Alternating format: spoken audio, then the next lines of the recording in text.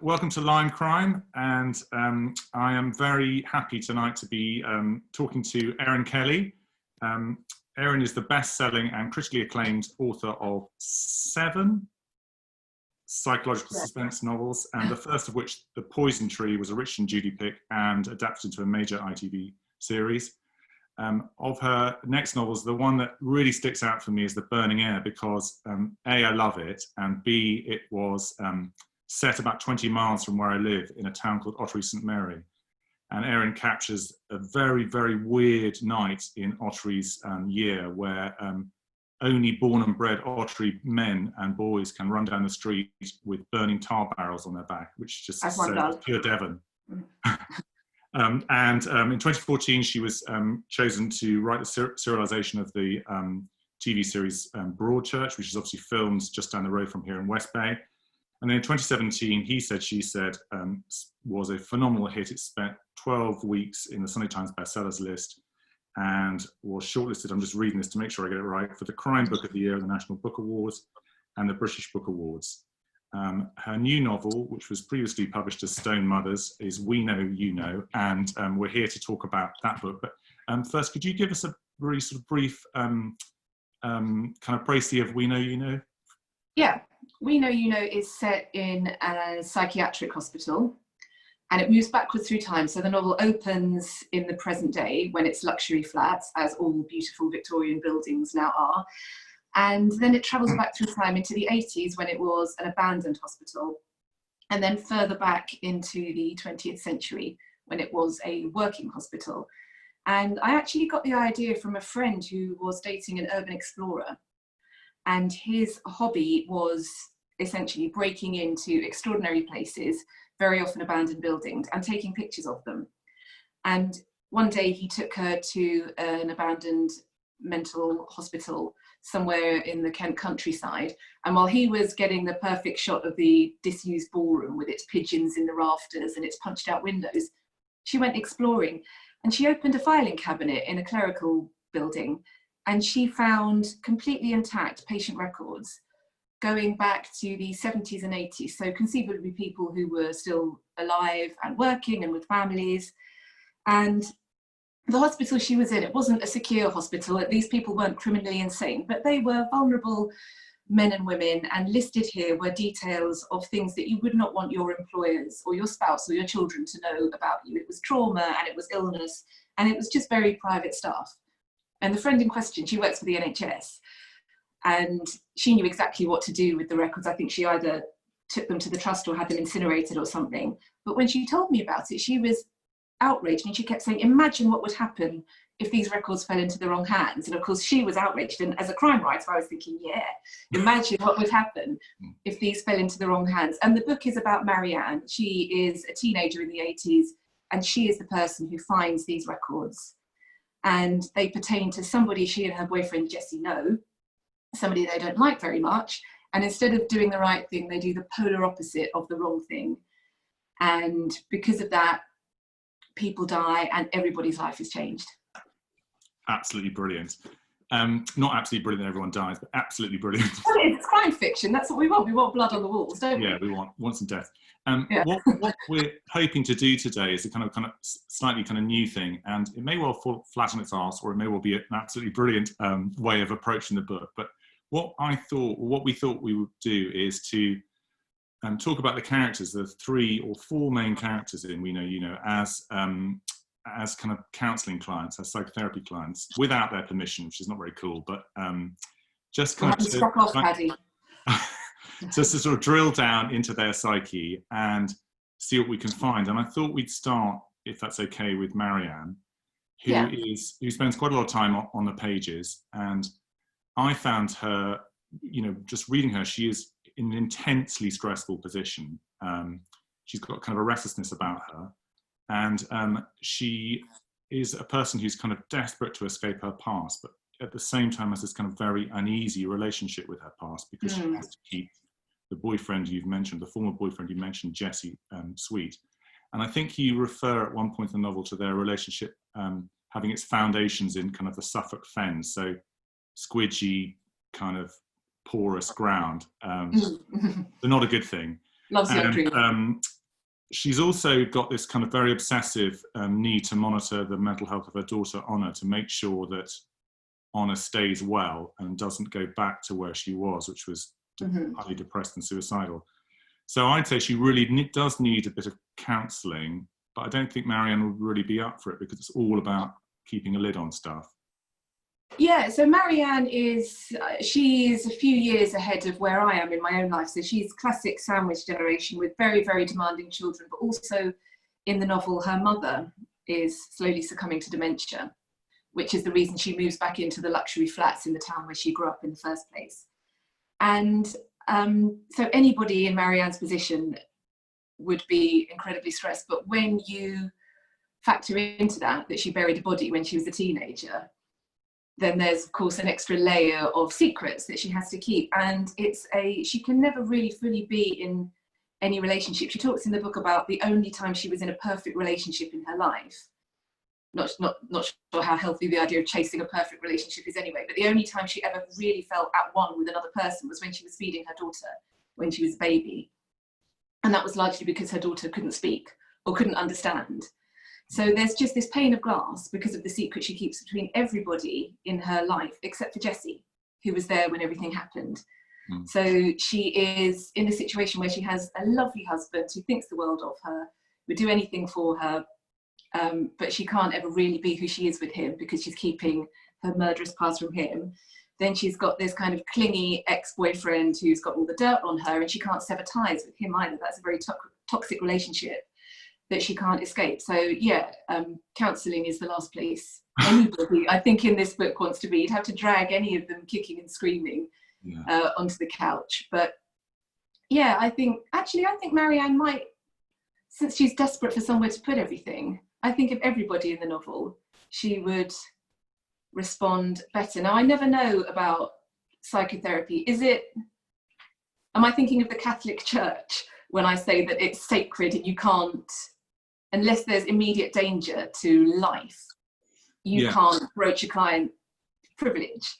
If Marianne confessed what she'd done to you as your client, do you ring the police or do you book her in for the same time next week? Will it? That's a real tricky one. I mean, if it helps sell your novels, I'll keep stum. It's a really difficult one. I mean, my understanding, my code of ethics says, is she in danger of harming herself or someone else? And in this instance, she's not. I might have to take that one to my supervisor because obviously there is a corpse, and that's not a great thing. But is she likely to do it again? Not great. Yeah. Anyway, so that's a really tricky one. But yes, I think her trick in counselling will be to kind of allude to, if she was able to get something meaningful out of it, to allude to what she'd done without actually spilling the beans to her counsellor. Right. Fortunately, nothing like that's happened so far. I think what you've hit on is really interesting is that, actually most characters in crime novels would never go and see a psychotherapist because it's all about holding stuff in. It's all about the secret. It's all about secrets and they're kind of toxic whopper secrets. If I can move on to Jessie, I would say that he's probably of all the characters, I mean, in fact, I know of all the characters, he's the least likely to go and see a shrink because for him, everything is completely rigid in his head, and it would take a sort of shrink of superhuman powers to kind of get him to move on from everything. He's one of those people, I always think there's an expression called citizens of here and citizens of everywhere. Citizens of here don't really want to move from where they were born. Citizens of everywhere would consider pretty much living anywhere. He's definitely a citizen of here. He absolutely adores, is it Nusstead? Yeah. He absolutely adores Nusstead, and he and although he realizes it's been sullied by the closure of Nazareth Asylum, and he thinks that alone, if it reopened, that alone would save everyone in the town. And so he's got this kind of concrete myth in his head. And there's also something I mean, the way you portray him, there's something rather sweet about him, and obviously something very dangerous about him, but he's a classic guy who's still got a slight kind of magic. He's got lovely teeth, and he's got his pink lips, but he's got thinning hair that he's dyed raven black, which is, as far as I know, a big no-no. Oh, vanity dies hard. Yeah. Never. the other thing with Jessie, so Jessie is, to give it the context of the novel, this is a book about rural poverty. So this hospital, every town, when I toured the novel was called the novel's called Stone Mothers in hardback, because that is what the Victorians called their mental asylums. It was a nickname for them. They thought that the building would literally nurse you back to health. The kind of stone arms of this loving mother would, at the time, it was they were at the cutting edge of psychiatry, as anyone in their period always is at the cutting edge of whatever's going on. And then, of course, as soon as all these beautiful Gothic buildings were built, the First World War came along and upended everything we knew about trauma and the way these things work. But a lot of these asylums, a lot of these huge buildings, towns sprang up around them. Villages and towns were built to house the workers because they needed hundreds and hundreds of, they needed porters and doctors and nurses and cleaners. And when the hospitals closed, many of these towns were left with no source of employment, and they were often incredibly rural because they had to be for all the fresh air that the Victorians thought was so good for you to get you out of the industrial cities. And you just get, rather like a pit village when the pit closes, you get families who for generations thought their future was mapped out. I worked in the hospital, my father before him. Both Marianne and Jessie can trace their grandparents and their great-grandparents to working in the asylum as it was when it opened. And Jessie never got over the shock of that closing. So he's very resistant to change. And I once heard Philippa Perry, the psychotherapist, say something along the lines of, it's an inability to roll with the punches and to change and to adapt to life where the only constant is change. That is a poor recipe for good mental health. Because if you can't change, if you've got a very rigid, fixed personality, then you're not going to cope when the world develops and you don't. And that's Jessie to a T. As he said, he's a citizen of here. But also he wouldn't go to counselling in the first place because it's not for people like him. He's a very traditional white working class male. And he's been, in many ways, he feels that the world has left him behind simply because he won't engage with the world as it is. And so he would think that counselling was for posh people or effeminate men or weak people. So yeah, he would poo-poo the very idea of therapy. You would have to march in there and he would sit there with his arms folded for 50 minutes and then go home or go to the pub. So yeah, there's a lot of reasons why Jessie is everybody's nightmare client. Yeah, he really would be my nightmare client. Yeah. It's interesting what you say about that type of person, because the next person I want to talk to, Helen, is completely opposite of Jessie. She's kind of highly educated, super smart, ambitious, very keen to kind of move through society to kind of reach the place she wants to be in. And she's also, we have to be really careful here, don't we? Because yes, Wes. Yeah. Okay. So I'll put my beer to one side. Helen's journey and the revelations around Helen are kind of the turning point in the novel. But the way we see her at the beginning is that she's kind of utterly aloof and icy. She's very easy to dislike, and we see a lot of that through particularly through Jessie's eyes. But she's also kind of very pragmatic. So she is quite good at rolling with the punches, and she will work with kind of former enemies and adapt if it helps her kind of maintain her position and achieve her. She holds her cards very close to her chest, but there's this kind of huge amount of history beneath the surface, and this kind of very strong hint of repression, which we love working with as counsellors, and a sense that she's buried stuff. Marianne's got it, but Marianne's not got it. I mean, Helen's got it in a concrete bunker.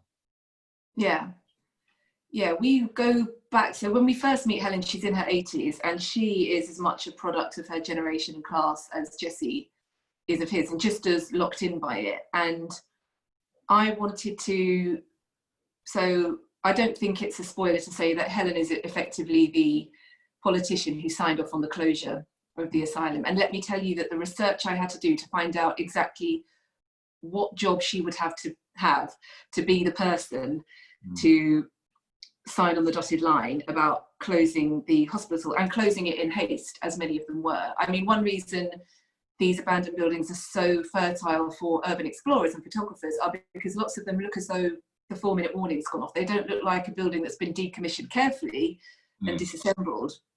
They're haunted houses. I mean, they're extraordinarily, irresistibly atmospheric places. What was I talking about? Helen. Yeah, she was the one who closed the hospital down, and that's why Jessie resents her so much. But she is, I guess, what you could call a conviction politician, which should be an oxymoron, shouldn't it? But she isn't a career politician. She is somebody who has always acted for what she believes to be the good of the community. So she hasn't, even though she's very ambitious, what looks like self-interest to everybody in the village was actually in some ways the best case scenario for the hospital as she understood it at the time. And a different person, a warmer person, would have just said that, would have been able to take to the steps and say, look, here were my options. This is what I had to do. Here's where the money's coming. We're going to plough it back in eventually to this place. But of course, after what happens, that fateful night happens, the hospital becomes a much less attractive prospect for developers. But she can't do that. And when I wrote the book, it was Theresa May was appointed Prime Minister towards the end of it. And I used to study Theresa May and wonder what was going on under the surface there, because I dislike her intensely as a politician, but I used to constantly think, well, there must be some humanity there. And then I would look at her and think, well, a woman of your generation, what did you have to overcome? What did you know, how did you get where you are? I wish you hadn't, but how did you get where you are? And I used to look at that absolutely robotic facade. And we used to call her, the press used to call her the Maybot, didn't they? And I used to have real fun imagining what was really happening. You know, how many layers would you have to unravel to find the human underneath all that? Yeah, that's a really interesting way of looking at Helen. It reminds me slightly of Gordon Brown, not a woman I know, but that inability to emote, essentially, which was possibly the undoing of him. And that's definitely, you know, that's definitely Helen.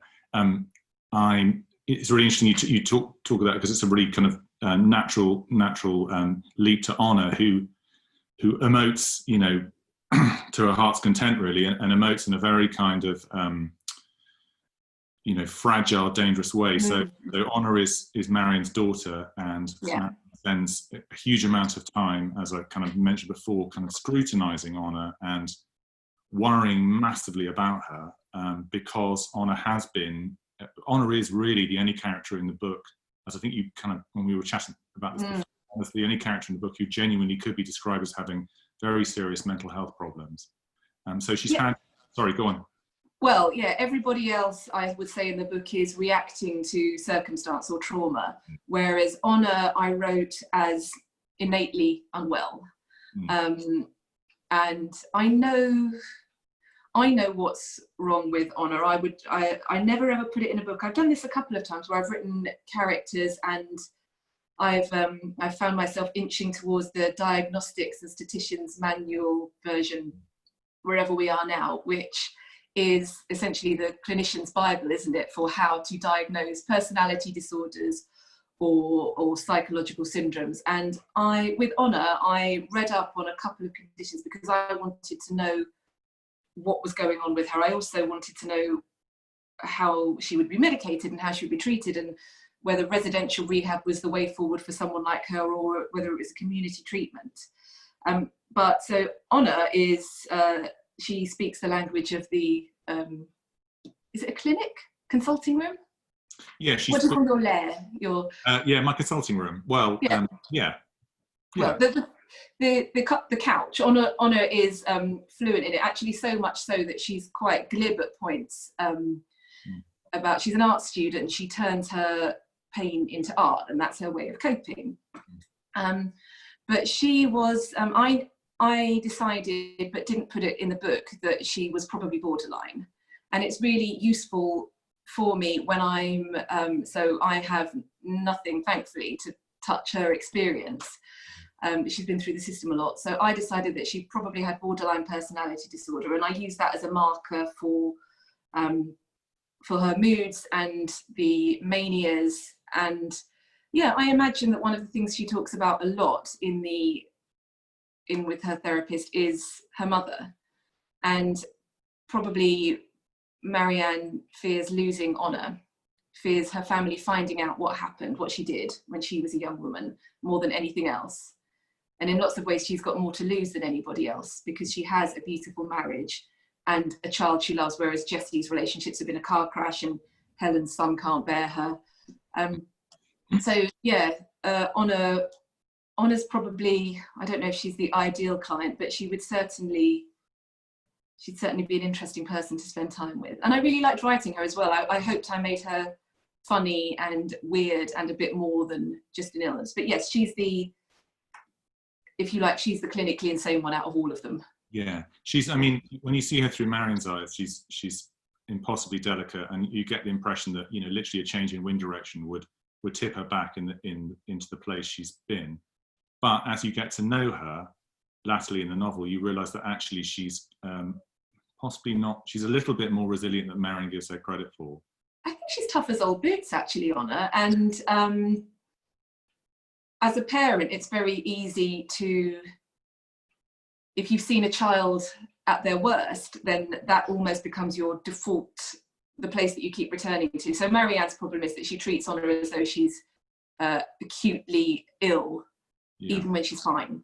Yeah. It was very important to me that Honor's illness would have sustained periods of living well and being fine, whereas Sam, Marianne's husband, who doesn't know why Marianne is so overprotective and so controlling, will frequently say, leave her alone, she's having a good day, don't spoil it by hovering. But Marianne feels that Honor is her punishment, that watching her child in pain is punishment for what she did. There's two things that spring out of that. There's one that's, I hope I can hold the two in my head at the same time, but there's one is that thing you were talking about, that it were Honor in therapy, and actually Honor might sort of come to someone like me later on when she's kind of back out living at home and stuff like that. But obviously if she was medicated, she'd probably be seeing a psychiatrist, or I don't know. But if she was talking about her mother, it's really interesting, because there's a sense in which her mother would have brought her up withholding obviously withholding this big, thing that's happened in her life. And I think that would have, I don't know, you can imagine that doing a huge amount of damage. Honor growing up knowing that her mum was kind of holding on to something and never really, I think there's a point in the book Marianne says to Honor, you must always remember to be able to tell me the truth, which is this huge irony, because Marianne just can't be able to do that. And then the other thing, that you've got this kind of scale, which I really love using in counselling, not the particular one you use, but there's the way she describes her day. And I normally, sometimes say to my clients, where are we on a scale of 1 to 10? 1 being shite, 10 being A-OK. And hers is gravity, isn't it? So it's. Oh yeah, I'd forgotten I wrote that. Yeah. It's been a while. Yeah. I think 2G is kind of threatening to lift off and kind of not great. 0 is fine, rooted to the ground. 1 is, I can't remember, there was something. No, neither can I. But essentially, on a bad day, she's wearing concrete boots, and on a good day, she needs somebody kind of following her around, holding her by the ankle to rein her in. Yeah. Exactly. But I really liked writing on her, and I really liked writing her from 2 different perspectives as well. Yeah, absolutely. She's great. She's. I mean, you really like her, and I would ruin it if I said, but you end up really liking her, because I hope so. Yeah. It's her understanding that's kind of almost like the denouement of the book. I'd like to kind of move on. I'm just kind of checking the time, but. I'd like to look at literally the most disturbed character in the book, and it's not a kind of person, it's the hospital itself. And can you sort of tell me, I've read one of the interviews you did before the book, that you used to jog around, is it Free and Barnet? Now it's called Princess Park Manor. And in its day it was Colney Hatch, which was the most famous loony bin in London. So it was you know, 50 years ago, if you were acting eccentrically in any way, someone would say, oh, the men in white coats are going to take you to, they're going to take you away to Colney Hatch. And yeah, I used to, I live not far from it, and it's on my jogging route. And I've always, ever since my friend went on that date and told me, I thought there was something interesting there. And my brother as well, actually. The book's dedicated to my brother, who went to Huddersfield University, and there was an abandoned psychiatric hospital in the back of his hall. So when other people were out, you know, doing wheelies in shopping trolleys, they were tying each other up in padded cells and taking photos of that. So there'd been a germ of it for ages, but what made it, but the idea of writing it partly as luxury flats was looking through the windows of the flats at Princess Park Manor, and they are just incredibly bland spaces. Now, if you look at the photographs of the hospital when it was, well, at any point in its history, it's proper Hammer horror. You know, it's kind of, it had the longest corridor in Europe. It was wider than Buckingham Palace. It's, you know, barred windows. You can imagine the screams echoing along. And then if you look through a window of one of the flats, they're just like shoebox Barrett homes. They've got beige carpets. There's nothing there to suggest. Some of them have an iron pole in the middle that's part of the structure of the building. But I was really interested in the whitewashing of the history, and why, I don't know, I would only want to live there if it was still kind of all the exposed brickwork, and I would want to live there with the history. And that's what Honor, when Honor gets there, she's, you know, what have they done to this place? They've completely cleansed its soul. But yeah, as an institution, it's really interesting. I think I could probably just about pass a doctorate in a feminist history of the Victorian asylum now, because I read so much. Hardly any of it went into the book, but I really enjoyed learning about them. Really fascinating places.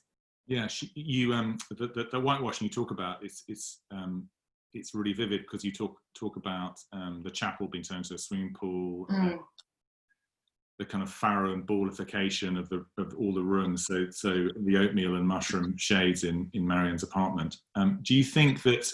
So obviously you're in Honor's kind of camp. You think that actually, if you were going to live in that place, you'd want a bit of, you know, exposed kind of lunacy and rough brickwork. Well, I'm in Honor's camp, but then neither me or Honor are estate agents. And if I was working for Knight Frank, I'd probably be told to sell the oatmeal and the mushroom for all I was worth, because I don't imagine this happening. Yeah, fair enough. Do you think a building like that? So, you know, given that often it would be my job to help people move on. Not necessarily move on, but find a way to accommodate traumatic past. It's almost like the journey from moving from trauma to memory, something that can be safely accommodated in their head. Do you think a building like that can ever move on from its past? I mean, clearly, as far as Stratton Parker is concerned, yes, but yeah, I think it can. In my mind, I think I edited this bit out because it went on for about 3 pages and was very self-indulgent. But in my mind, they made a little corner that was a museum to the place's history, and that they kind of parked it there. Yeah, I think it depends what you make of it. You can walk through there and you can feel the history, or you can choose not to and just get really excited about the fact that you can get the lift down and there's a jacuzzi in an old pulpit. Oh, yeah. There's a whole kind of thing now about kind of dark tourism, about people who go on holiday to sort of places that have appalling histories. And obviously, you know, the idea with Free and Barnet is that you just kind of you slap a bit of Farrow and Ball on and you forget about it and you kind of sandblast the stuff. But it reminded me slightly, it's a massive tangent, but Tempelhof Airport in Berlin, it was some kind of, I immediately thought of it because it's the airport that Hitler designed with, I don't know, Albert Speer designed it, and it is a massive, clearly Nazi, sort of Third Reich kind of vibe airport. It's now this big park. And so what they've done is they've kind of acknowledged that it's awful, but also quite a kind of epic building.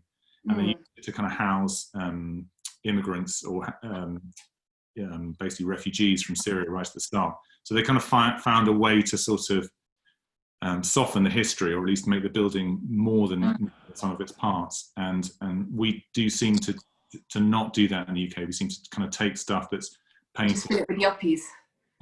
Yeah. Yes, exactly. Yeah, with a little bowl of mince at reception, you know, all shit's forgotten. Yeah, exactly.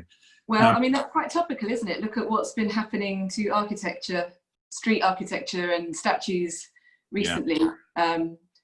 Yeah, maybe we're moving out of that. I hope so. You'd like to think so. Yeah. There are, so from my perspective, there are some really, from my professional perspective, there are some really horrific examples of the treatment of women in the book, and I now have to be especially careful about how I talk about this. But the most depressing thing is the lack of consent when you're describing the asylum in the heyday, both in terms of how they're admitted and then also in terms of their treatment. And for me, there's a kind of really powerful comparison between how Honor navigates her journey through the mental health, through her mental health treatment, and how the patients at Nazareth back in the day were steered through it. And was that your kind of intention? Yeah, well, actually, if anything, my intention was to underplay what things were like historically, but I didn't realise how far into the 20th century women could essentially be sent away for being a nuisance, which we tend to think of as something from a Dickens novel. And in fact, Dickens did try to do it to his wife. Recently released papers showed.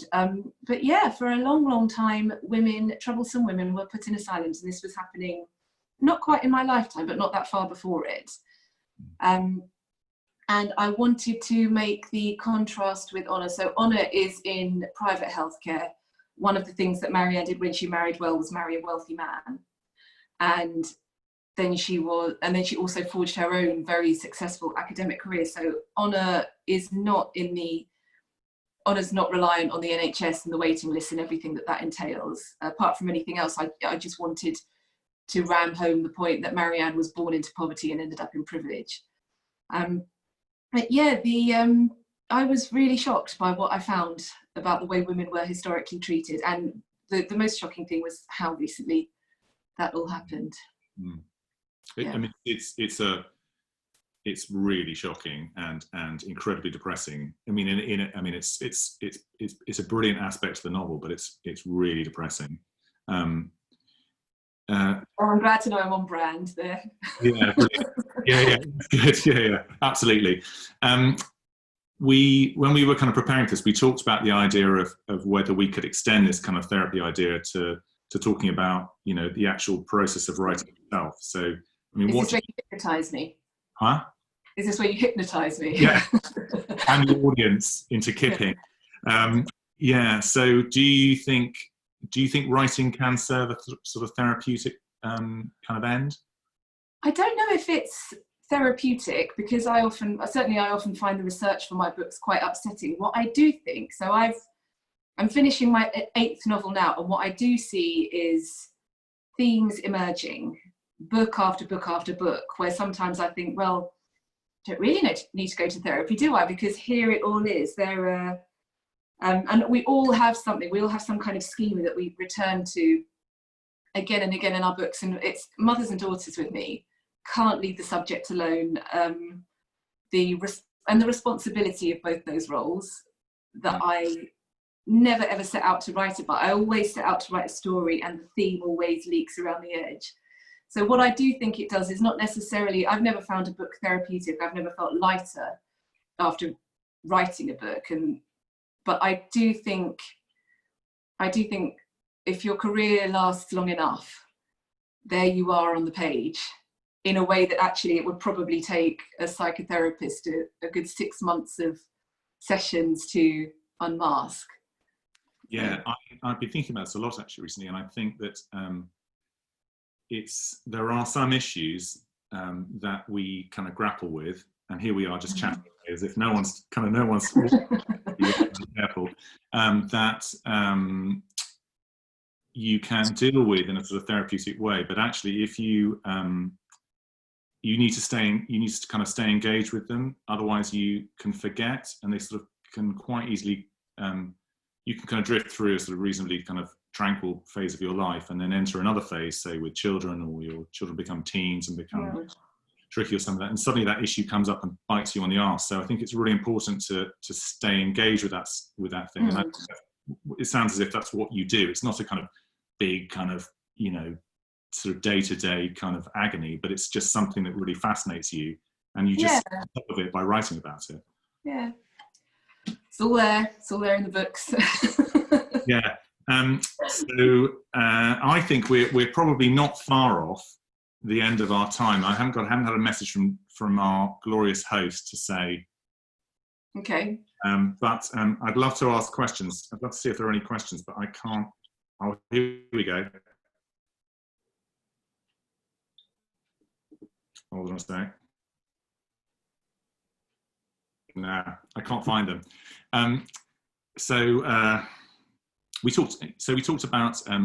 I said the last sort of thing I talk about is your current book, and you think. From what you've talked about recently, that hasn't been a therapeutic process. It's going to put me into it's going to put me into the Priory. Yeah, it's so it's essentially it's about competing ballerinas, and it's set in the ballet world. And I don't know why this one's been so hard. I know that it's been impossible to finish. Just when I was about to crack it, lockdown happened, with all its anxieties and 2 little kids to homeschool and all the distraction, and of course it's a full-time job refreshing the BBC news site, just to really stoke the anxiety and make sure that it doesn't have a chance to dip below critical levels. Yeah, my agent says that I say this every time, but they definitely are getting harder. The books definitely are getting harder. This one is the work in progress is feeling quite close to a full-on nervous breakdown, but hey, I do say this every time. Okay. And I do mean it every time. They're getting worse. You're in a safe place here, don't worry. Yeah. Erin, it's really, really lovely talking to you, and absolutely fascinating kind of drilling down into this book at this level. All I can say is I hope that you can come down to your spiritual home, Lyme Regis, next summer, because you have the Broadchurch connection, you have the Ottery connection, so the West Country will welcome you with open arms, and we will have a proper crime festival with real live human beings and real live. Imagine that! What a treat! I know. Right. I'm on the cold wall. Yeah, I'm welling up at the cool look for a therapist. Oh, yeah. Anyway, Erin, thank you so much. Thank you. Okay, bye bye.